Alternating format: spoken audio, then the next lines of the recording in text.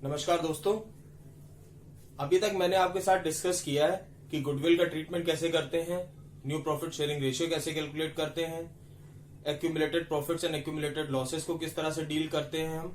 ये सारी चीजें मैंने आपके साथ डिस्कस की हैं इंडिविजुअली। अब इन सारी चीजों को हम एक क्वेश्चन में किस तरह से पूरा, जब हमारे पास कंप्लीट क्वेश्चन आता है कि जिसमें हमको रिवैल्यूएशन अकाउंट भी बनाना होता है, पार्टनर्स का कैपिटल अकाउंट भी बनाना होता है और न्यू कॉन्स्टिट्यूटेड फर्म की एक बैलेंस शीट भी बनानी होती है। तो इन सारी चीजों को हम किस तरह से एक पूरा क्वेश्चन हमको सॉल्व करना है। जो ये क्वेश्चन हमारा एडमिशन ऑफ पार्टनर का हर साल एक 8 मार्क्स का क्वेश्चन एग्जाम में आता है। तो मतलब मोस्ट इंपॉर्टेंट टॉपिक है जो एग्जाम के लिए 8 मार्क्स का क्वेश्चन हमारा हर साल एग्जाम में पूछा जाता है इस पे।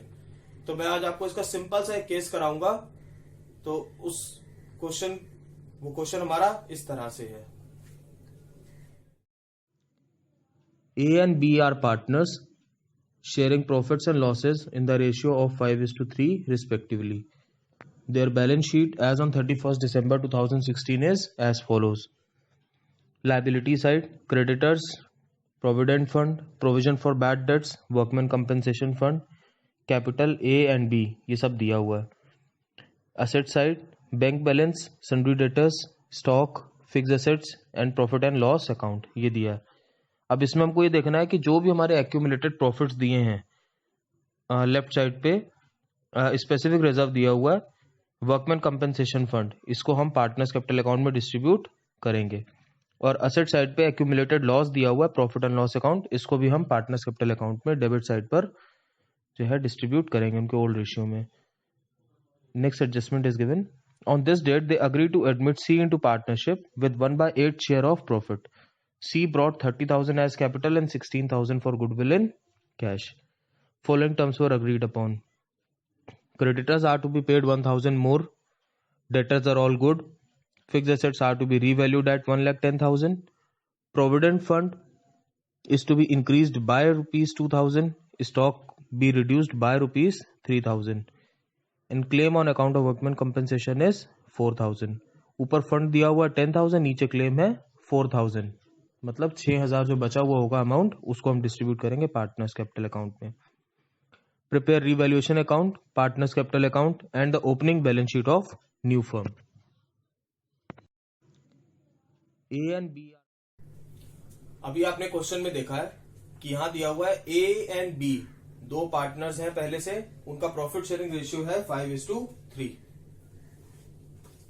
उन्होंने सी एक नए पार्टनर को एडमिट किया फर्म में जिसका न्यू प्रॉफिट शेयरिंग रेशियो होगा 1/8 और सी जो है वो 30,000 कैपिटल लेकर आ रहा है और 16,000 रुपीज गुडविल का भी लेकर आ रहा है। आगे दिए हुए हैं क्या क्या टर्म्स एंड कंडीशंस हैं। पहली कंडीशन हमारी, creditors are to be paid 1,000 more, मतलब लायबिलिटी हमारी बढ़ रही है। Debtors are all good, debtors all good, अगर हमारे डेटर्स सारे अच्छे हैं तो मतलब हमें प्रोविजन फॉर डाउटफुल डेट्स की जरूरत नहीं है। प्रोविजन फॉर डाउटफुल डेट्स हमारी लायबिलिटी साइड पे गिवन है 1,000 रुपीज। अगर हमें इस रिजर्व की, इस प्रोविजन की जरूरत नहीं है तो रिजर्व कम हो जाएगा, ये प्रोविजन कम होगा।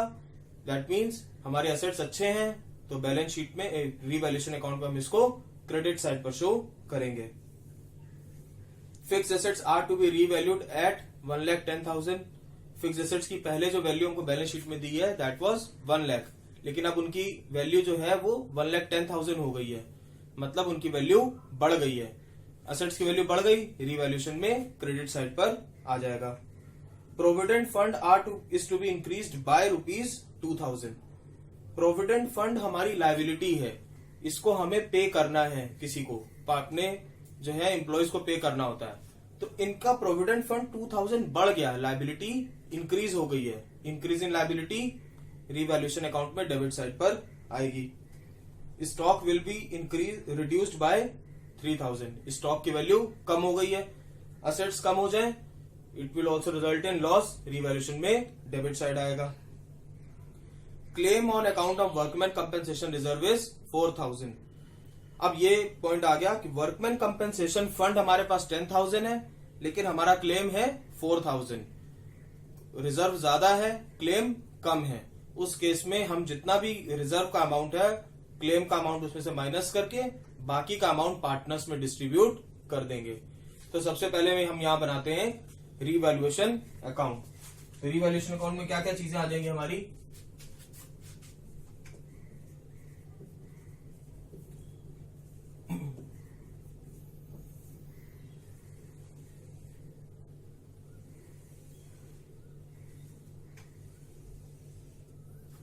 रीवैल्यूएशन अकाउंट में सबसे पहले हमारी आ जाएंगी, सबसे पहले एडजस्टमेंट है creditors are to be paid 1000 more. तो क्रेडिटर्स इंक्रीज हो गए तो 2 क्रेडिटर्स डेबिट साइड में आ जाएगा 1000 रुपीज। जितना इंक्रीज या जितना डिक्रीज होगा बस वही अमाउंट आएगा। अगला दिया डेटर्स और ऑल गुड। डेटर्स गुड है तो मतलब प्रोविजन हमें कम करना है, तो यहां लिखेंगे by provision for doubtful debts. Provision कम कर देंगे। प्रोविजन हमारा पहले बैलेंस शीट में दिया हुआ था 1000 लायबिलिटी साइड पे, उसको दिखा देंगे क्रेडिट साइड। फिर दिया fix assets are to be revalued at 1,10,000। पहले 1 लाख वैल्यू थी एसेट्स की, अब 1,10,000 हो गई, तो बाय साइड पे आ जाएगा by fix assets 1,10,000 minus 1 lakh. जितना डिफरेंस का अमाउंट होगा वो डिफरेंस का अमाउंट हम यहां पर दिखाएंगे। अगला दिया है provident fund is to be increased by ₹2,000। Provident fund 2,000 रुपए बढ़ाना है, तो 2 में आ जाएगा 2 प्रोविडेंट फंड 2,000। जितनी हमारी लायबिलिटी बढ़ रही है वो डेबिट में आ जाएगी। Stock will be reduced by ₹3,000। Stock की वैल्यू 3,000 कम करनी है। स्टॉक की वैल्यू 3,000 कम होना मतलब असेट्स डिक्रीज, तो वो भी आ जाएगा डेबिट में। 2 स्टॉक 3,000। अगली हमारा एडजस्टमेंट दिया हुआ है claim on workman compensation fund is 4,000। अब यहां पर मैंने आपको बताया था कि जब भी हमारे पास रिजर्व ज्यादा है और क्लेम कम है तो उस केस में उसको रीवैल्यूएशन अकाउंट में शो नहीं करेंगे, क्योंकि हमारे पास रिजर्व्स ऑलरेडी ज्यादा हैं। तो बस इतनी ही चीजें हमारी यहां पर आएंगी। अब इनको डिस्ट्रीब्यूट कैसे करेंगे, क्रेडिट साइड का टोटल ये दिया हुआ हमको 10 और प्लस 1 11,000। डेबिट का टोटल 6,000 आ रहा है। क्रेडिट साइड ज्यादा डेबिट कम, तो लिख देंगे 2 प्रॉफिट। अब इस प्रॉफिट को ए में और बी में डिस्ट्रीब्यूट कर दिया जाएगा।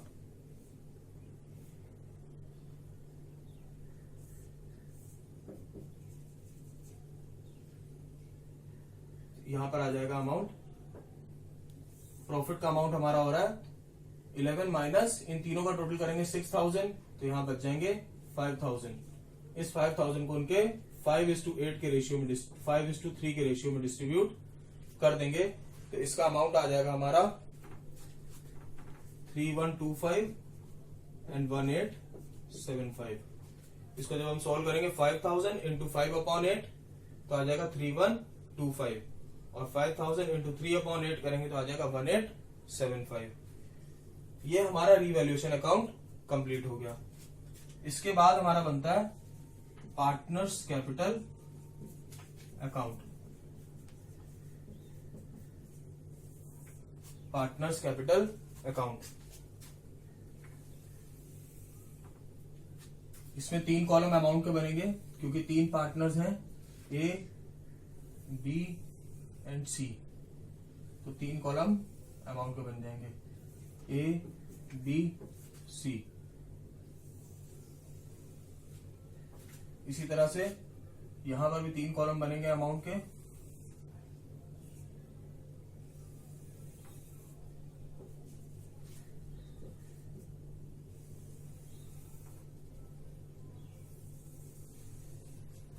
इस तरह तुम्हारा पार्टनर्स कैपिटल अकाउंट बन जाएगा।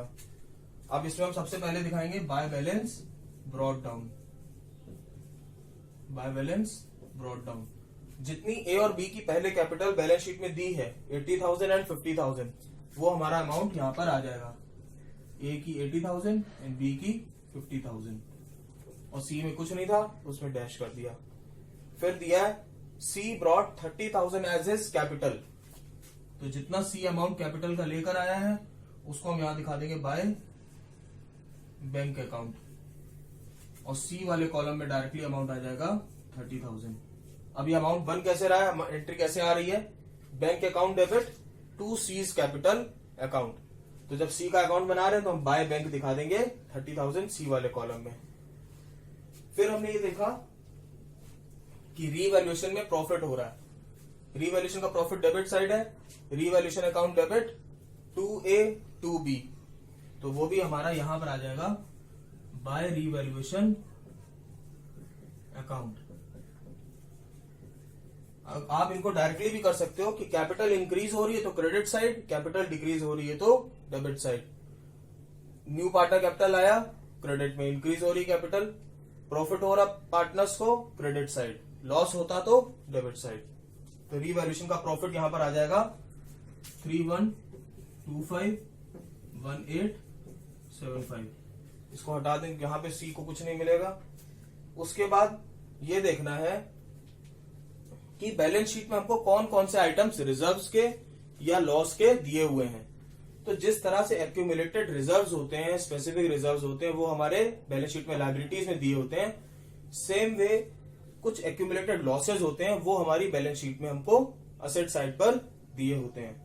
तो ऐसे ही वहां पर एक लॉस दिया हुआ है profit loss account, asset side पर एक दिया हुआ है प्रॉफिट लॉस अकाउंट 4,000 रुपीज।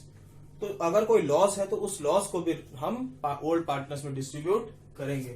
तो यहां लिख देंगे to profit and loss account.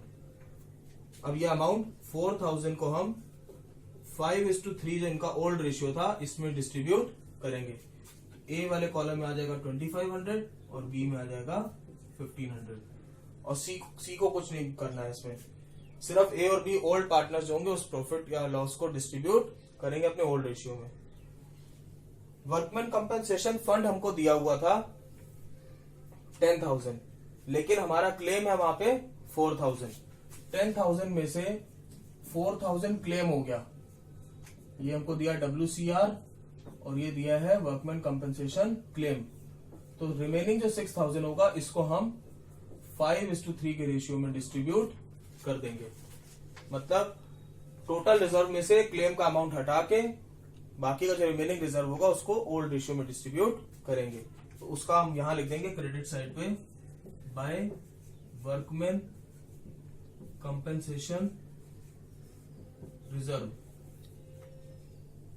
Bye workman compensation reserve, और इसका अमाउंट हमारा आ जाएगा 3750 एंड 2250। ये भी सी में नहीं आएगा, सिर्फ यहां पर आएगा। मतलब 6,000 इंटू 5/8 3750 और 6,000 इंटू 3/8 2250। इस तरह से हमारा ये चीजें आ जाएंगी। अब न्यू पार्टनर जो है वो गुडविल का अमाउंट भी लेकर आया था। जब गुडविल का अमाउंट लेकर आया तो उसको भी हम जो है एंट्री पास करते हैं bank account debit to premium for goodwill account, और फिर दूसरी एंट्री पास करते हैं premium for goodwill account debit to old partners capital account in their sacrificing ratio. Question में हमको न्यू पार्टनर का शेयर दिया है, बाकी कुछ नहीं दिया। तो हमने न्यू प्रॉफिट शेयरिंग रेशियो में डिस्कस किया था कि जब भी सिर्फ ओल्ड रेशियो दिया हो और न्यू पार्टनर का शेयर दिया हो तो यही अज्यूम किया जाता है कि ओल्ड पार्टनर्स का जो रेशियो है उसी रेशियो में ओल्ड पार्टनर्स ने न्यू पार्टनर के लिए सेक्रीफाइस किया है। तो सेक्रीफाइसिंग रेशियो भी हमारा यहां पर बन जाएगा 5:3, और उसी सेक्रीफाइसिंग रेशियो में न्यू पार्टनर्स जो गुडविल लेकर आया है वही ओल्ड पार्टनर्स को गुडविल मिल जाएगी।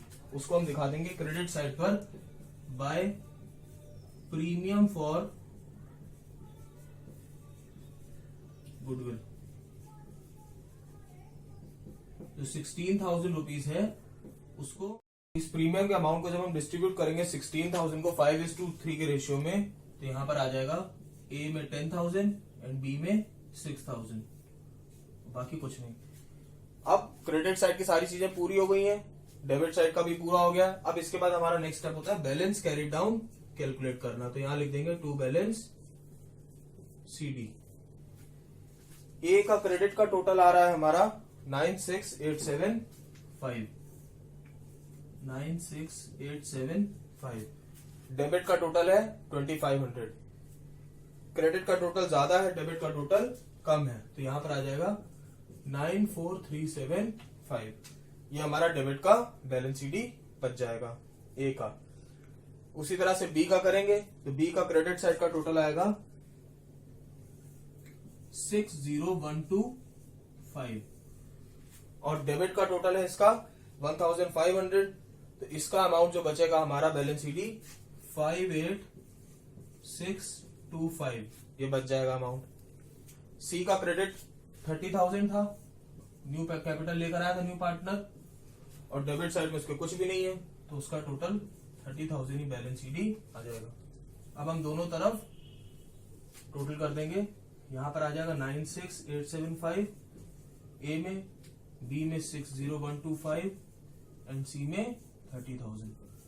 इस तरह से हमारा पूरा पार्टनर्स कैपिटल अकाउंट बनेगा।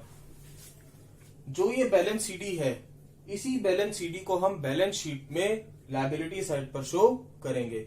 मतलब न्यू पार्टनर सी के आने के बाद जो भी हमने एडजस्टमेंट्स की, रिजर्व्स की, रीवैल्यूएशन के प्रॉफिट लॉस की, ट्रीटमेंट ऑफ गुडविल किया, इन सारी चीजों के एडजस्टमेंट करने के बाद, एक्यूमुलेटेड लॉस को एडजस्ट किया, सब चीजों का एडजस्टमेंट करने के बाद ए का जो कैपिटल बैलेंस है वो 94,375 बच रहा है। बी का इसी तरह से सारा बैलेंस जो बच रहा है एडजस्ट करने के बाद 58,625 बच रहा है। और सी न्यू पार्टनर है तो सी की कैपिटल में कोई चेंज नहीं होगा, उसका 30,000 था 30,000 ही रहेगा। इसके बाद हमारा बनता है बैंक अकाउंट।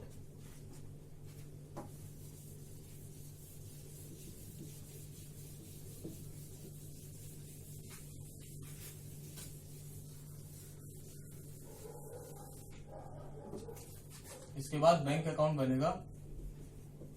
Bank account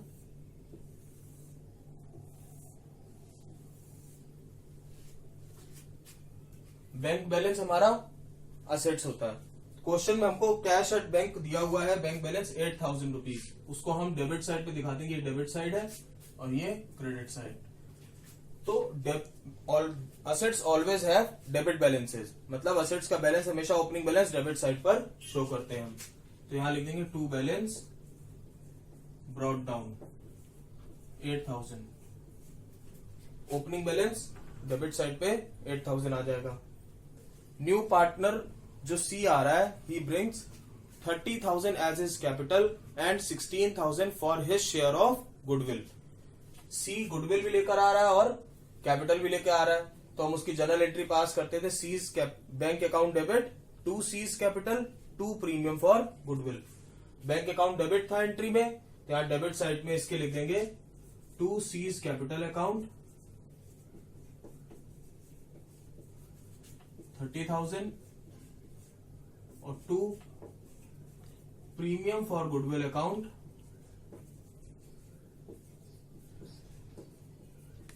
16,000।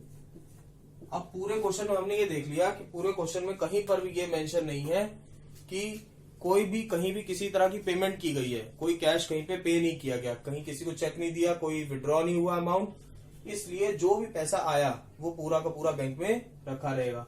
तो टोटल ऑफ डेबिट साइड यहां पर हो रहा है 54,000, क्रेडिट में कुछ नहीं है तो यहां दिखा देंगे by balance CD, by balance CD. अब इस अमाउंट को क्या करेंगे, टू बी शोन इन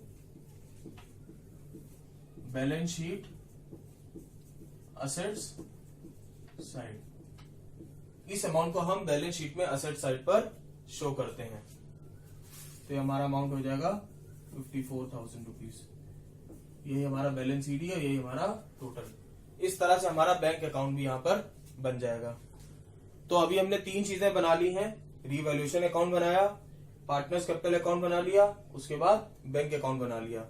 अब इसके बाद जो बचता है हमारी, दैट इज बैलेंस शीट, कि अब हमको न्यूली कॉन्स्टिट्यूटेड फर्म की बैलेंस शीट बनानी है। तो अगला स्टेप हमारा बैलेंस शीट होगी। तो इसके बाद अब हमारा नेक्स्ट स्टेप है balance sheet banana. Balance sheet of new constituted firm.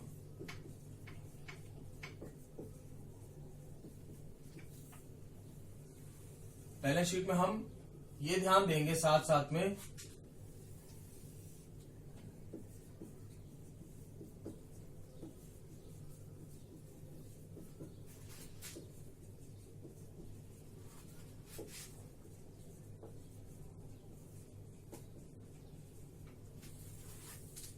Liabilities amount, assets amount.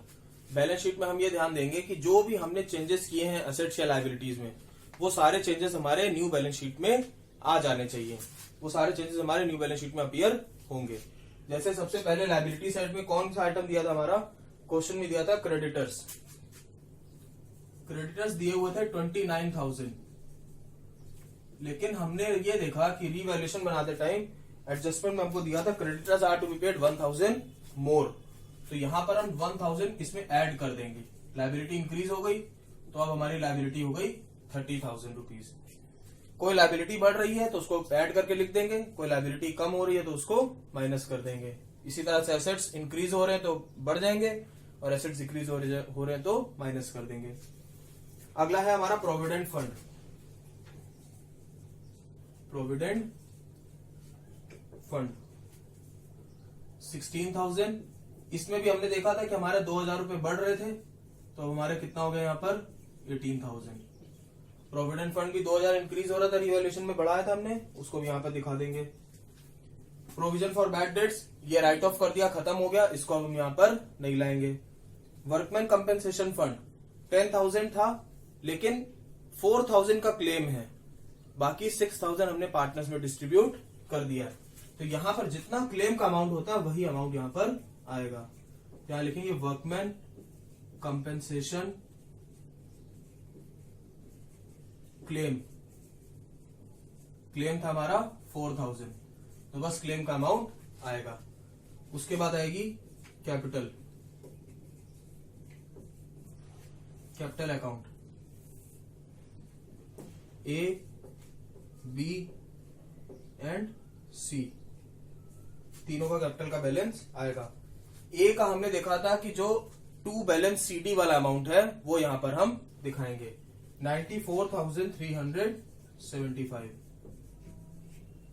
Then B का जो है टोटल का जो बैलेंस सीडी का अमाउंट है वो है 58,625 और सी का जो टोटल का कॉलम है वो है हमारा 30,000। इनका टोटल करके यहां पर आ जाएगा। अब इसी तरह से हम असेट्स का टोटल करेंगे। असेट्स का टोटल असेट्स साइड में हम कैसे दिखाएंगे, बैंक बैलेंस,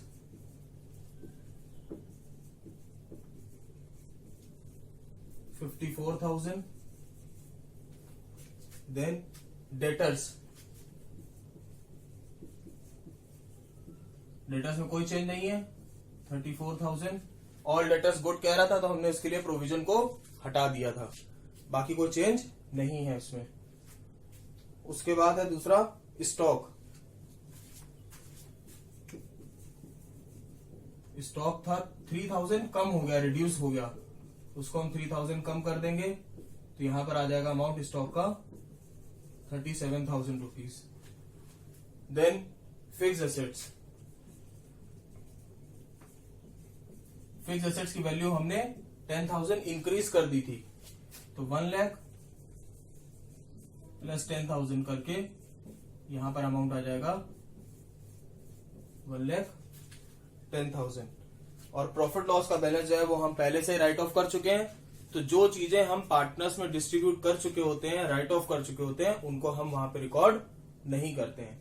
अब इसके बाद हम बैलेंस शीट का टोटल कर लेंगे, पूरा लेफ्ट साइड का लायबिलिटीज का और राइट साइड का भी टोटल कर लेंगे।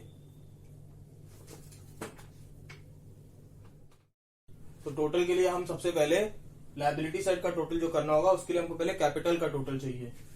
तो ए का 94,375, बी 58,625, सी 30,000, इन तीनों को मिलाकर अमाउंट आ जाएगा 1,83,000। और जो है पूरा जो है लायबिलिटीज का अमाउंट हमारे अब सारे आइटम्स पूरे हो गए, इनका टोटल आएगा 30, 18 प्लस 4 प्लस 1,83,000 मिलाकर 2,35,000। और यहां का भी 54,000 प्लस 34,000 प्लस 37,000 प्लस 1,10,000 मिला के टोटल आ जाएगा 2,35,000। तो ये इस तरह से हमारा पूरा क्वेश्चन हमने कर लिया, जिसमें हमने ये सीखा है कि रीवैल्यूएशन अकाउंट कैसे बनाते हैं, फिर बैलेंस शीट में असेट्स और लायबिलिटीज को कैसे रीवैल्यूड फिगर्स को हम यहां शो करते हैं, ट्रीटमेंट ऑफ गुडविल कैसे होता है, treatment of accumulated profits, accumulated losses कैसे होता है। तो अभी तक हमने जितनी भी चीजें सीखी हैं सारे पार्ट्स में सीखी थी, अब पूरी सारे पार्ट्स को मिलाकर हमने एक पूरा क्वेश्चन कंप्लीट कर लिया है। मेरा नेक्स्ट वीडियो जो होगा वो एडजस्टमेंट ऑफ कैपिटल से रिलेटेड होगा कि जब कोई न्यू पार्टनर आता है तो ओल्ड पार्टनर्स की कैपिटल एडजस्ट की जाती है। तो मेरा नेक्स्ट टॉपिक उसी पे वीडियो होगा।